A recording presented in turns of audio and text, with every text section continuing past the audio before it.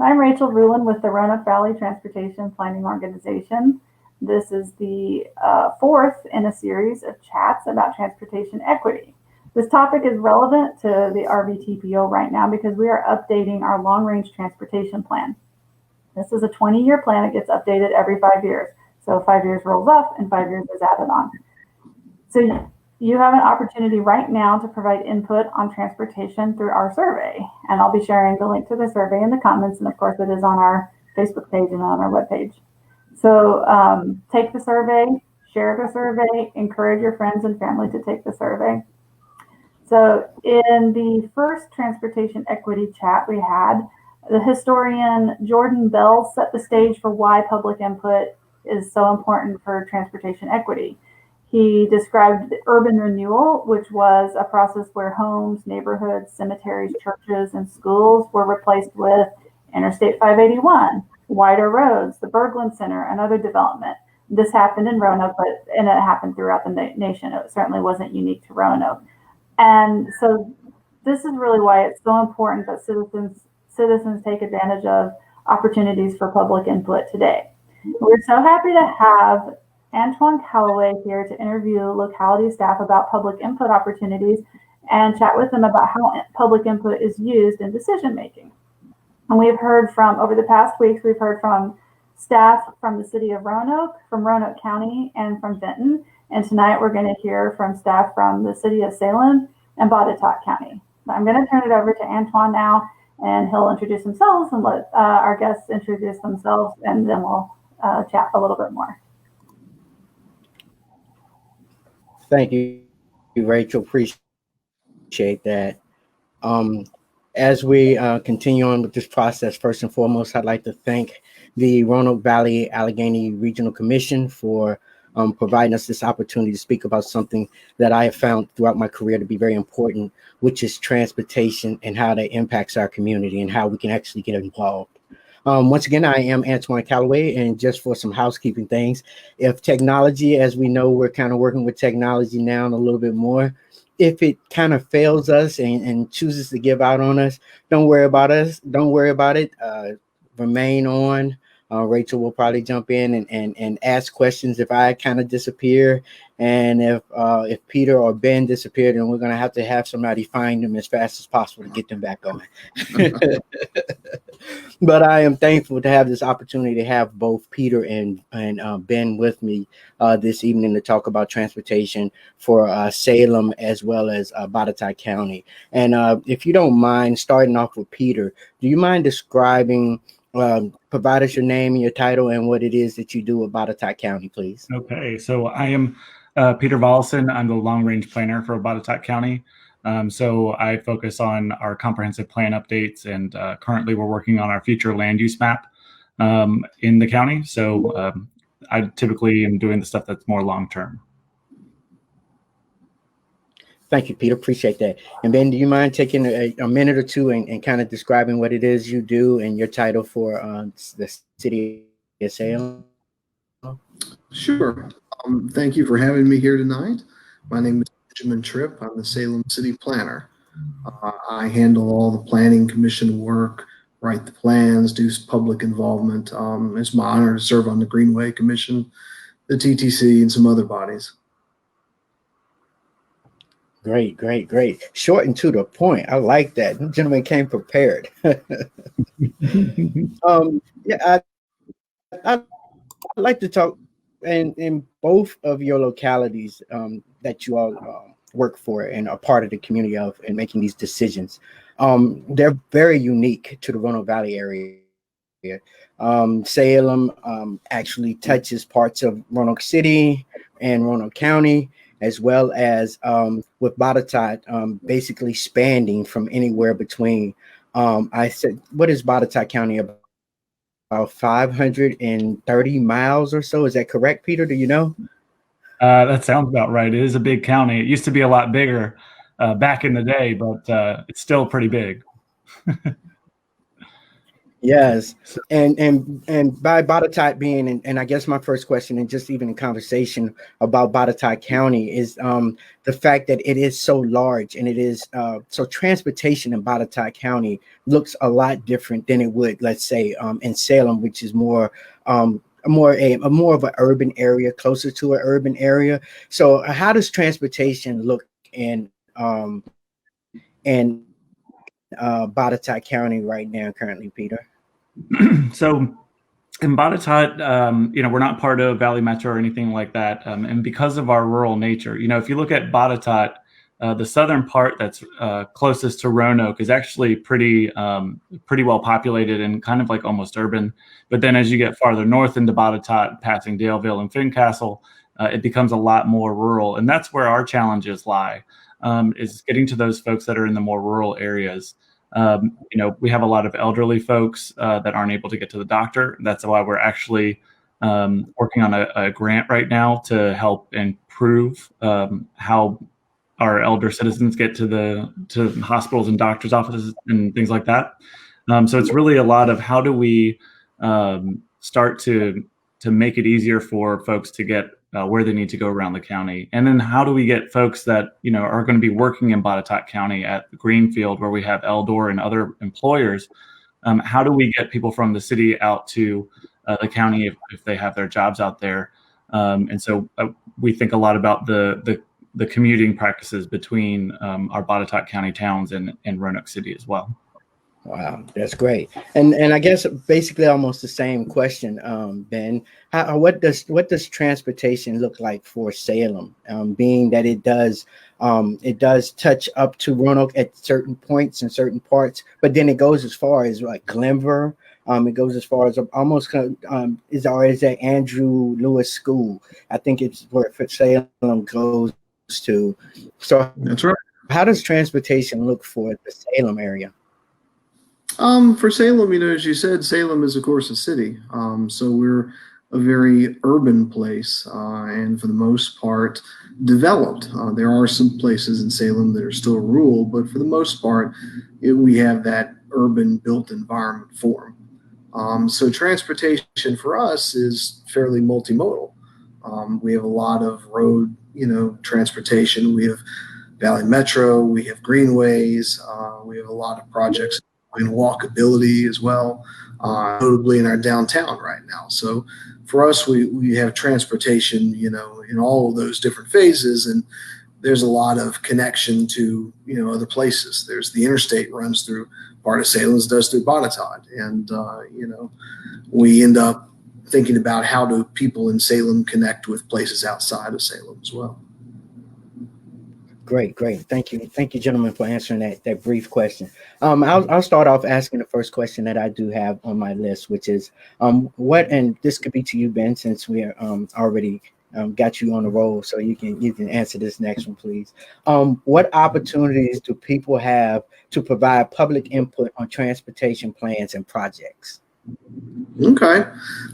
So, the first thing I wanted to mention was that there are public meetings, of course, that Salem has every month. We have city council and we have planning commission. So when there are issues with plans or other development type things, those are always opportunities for public input. I believe the November meeting is scheduled for city council is scheduled for Monday the 9th and again on the 23rd. Planning commission will probably not meet in November, but it will meet in December, I believe, on the 16th. So those are always good opportunities for people to get out and make their voice heard. But more specifically, when we do a plan, as we did with the downtown plan, there are meetings that are held, there are flyers that are sent out, and is a large process that we go through. I could talk more about that if you'd like. But those are opportunities. When something comes up, people need to make sure and be involved. Otherwise, their voice isn't heard. And we reach out to those people to try and get groups that maybe you don't normally hear from, and try to have as many people involved in it as we can. But folks need to take that opportunity to have their voice heard. I agree 100%. Thank you, Ben, for providing that information. And Peter, I guess the same question to you, Peter. Do you need me to read it over, or you kind of remember it? Yeah, I think we have, I would say between Ben and I, we probably have very similar ways for people to get engaged, to get, of course, the Planning Commission and the Board of Supervisors in Botetourt County. I am excited about, again, this grant that we're working on that, is a lot. We're going out and interviewing folks, interviewing people who are on Medicare, Medicaid that are using the BOCO transit system, Botetourt County transit system, which currently is like a van service that picks them up and will take them to their doctor's appointments. So this is a really great way for us to be, engaging the community and building something around them. And then, we also have our future land use map that we're working on right now, and we're excited. It's hard right now with COVID. I think a lot of organizations, it's harder to be engaged because you have to get on these Zoom calls. You got to know when they are and all that. And so in Botetourt, we're working on our future land use map. And so we're going through public engagement process now. We're going to be doing some of that online using GIS and story maps. And then we're going to do another part where, in Botetourt, we don't have the best broadband coverage yet. And so when folks need to come in person, we're also going to be there at the libraries outside in a safe, socially distanced way. So, it's one of those challenges that we have now with COVID-19 is getting people engaged. I agree.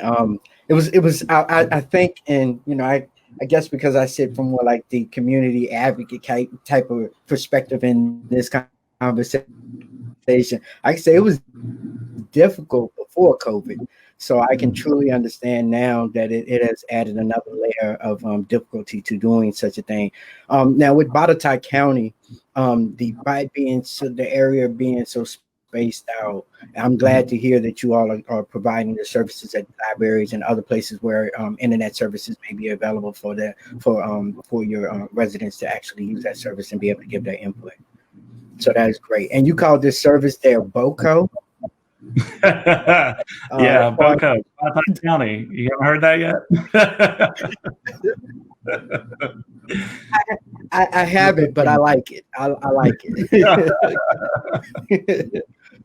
All right. The next question that I have is for Peter. This is my second question, and I'll ask you. Tell us about public input that initiated, halted, or substantially changed the transportation project or plan. So I will admit that I've only been with the county since April, so I haven't experienced anything yet. A lot of our stuff is mainly road based. I will say that there was a highly contentious, one of our intersections was highly contentious, putting in not a Bojangle, it's a Sheets, excuse me. And so it was really getting public input for that was really important. It allowed us to come back to Sheets and get and say, hey, we can't do this. You can't do the regular, bright lights and all that. We have citizens that are concerned about making sure the area stays the same and, it has that same feel. And so that's an example of where if you go to the Sheets now, it's a Sheets still, but it is a very, very nice Sheets. That looks like it's more part of the community. So that's my kind of anecdotal one on that. I'm glad I haven't had any transportation ones yet, but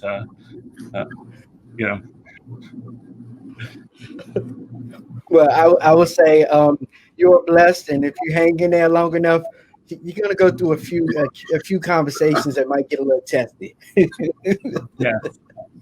Yes, I've heard. Ben,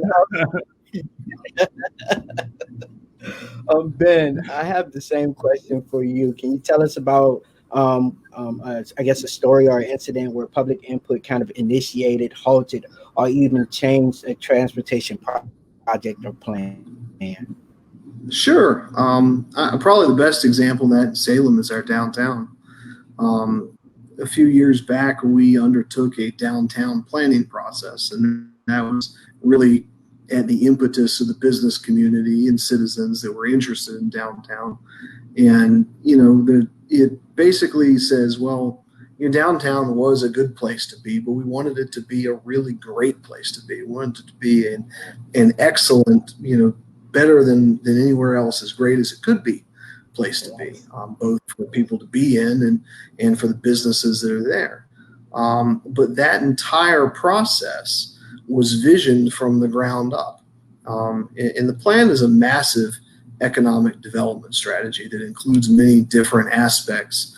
But the one in particular that relates to your question is probably the streetscape, which is a very involved walkability project to create memorable space, to make it easier for people to congregate outside. It includes outdoor dining. It improves the pedestrian crossings and the crosswalks and upgrades all the ped heads and the ADA facilities and all of that stuff.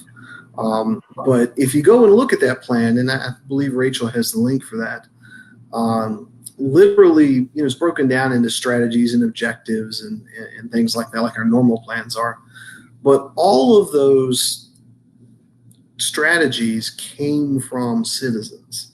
Maybe not exactly verbatim, but every single one of them was developed out of that process. So the entire plan and everything that you see out there came from that citizen input. And it took us, a couple of years to do that, and then longer to get funding, but now we're under construction. So, when you walk around out there and you see there's a brick sidewalk, or there's this kind of pole, or there are, trees that are larger and of a certain type, even the strand lighting that we're hanging across the street, every bit of that came directly from citizens. And we're really proud of that. I mean, that's hard to do. It's hard to make it work in a way that, has fidelity to what people said, but also is something that you can build and is practical and will have the effects and the benefits you want. And we've really seen a lot of new economic development come out of that. There's Old Salem Brewing that's there. There's a new boutique hotel in Frankie Rollins. There's apartments. There's many other, great new restaurants that have happened. And it's all because of that plan. And that's the power of it, really. Wow. So when you look at people and they come together like that, some really cool things can happen. I agree, Ben. And I had a conversation with a friend of mine, and it might even it may have even been with Rachel, where I said that, mayors and city council members, they may change and they may come and go, but a lot of times the planners are there for a long extended period of time. They make a plan and they have to hang around 10, 15, 20 years just to see it be developed and to go through the whole entire process. So I when I had the opportunity to have this engagement and be able to have an opportunity to speak with you gentlemen and the other individuals that have been on these conversations, I really believe that the work that you all are doing is transformative to a community.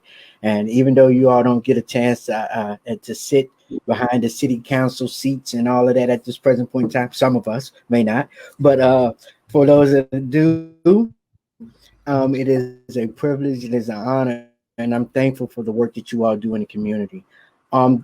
Just before we leave and before I hand things back over to Rachel, are there any kind of groups or meetings or anything that are going on, or anything that's going on with transportation in your locality now that you can think of that you'd like to highlight, or either put some kind of target spotlight on? Ben, I'll let you start with that. I think the target, I would say, I don't know if there's an opportunity for public involvement per se right now, but I really would draw people's attention to what's going on downtown. That's the fruit of your involvement right there. If you ever believe that, if I go to these meetings, I say this stuff, nobody's listening. Yes, we are. And there it is. You can go and see the effect of your involvement. You can walk over it. So I hope people are happy with it. Yeah, it looks great. It looks great. Appreciate it. And Peter, do you have some that you'd like to speak to as well? Well, nothing transportation related, but we do have our comp plan amendment meetings coming up in November. So keep an eye out for those. And just like Ben said, I do listen to what happens at these public engagement meetings. So I'm looking forward to hearing what people want in Botetourt County for the next 20 years. That's great. And comp plan amendments make a big difference. So please, if you get a chance, if you have an opportunity to show up to the planning meetings and the meetings that are going on with the city council. And if you have a chance to voice and allow your voice to be heard, please do so. And I'm going to pass this off. Gentlemen, I appreciate your time this evening and being here and making yourself available for us this evening. And I will pass things on to Rachel. Thank you, Antwyne, and I really enjoyed listening to another really interesting conversation. Next week, we're going to hear from staff from Valley Metro and from the Virginia Department of Transportation. So I want everyone to take the survey, share the survey, and encourage other people to take the survey. And I want to thank Antwyne and Ben and Peter and also everyone who is watching this. Thank you, Paul.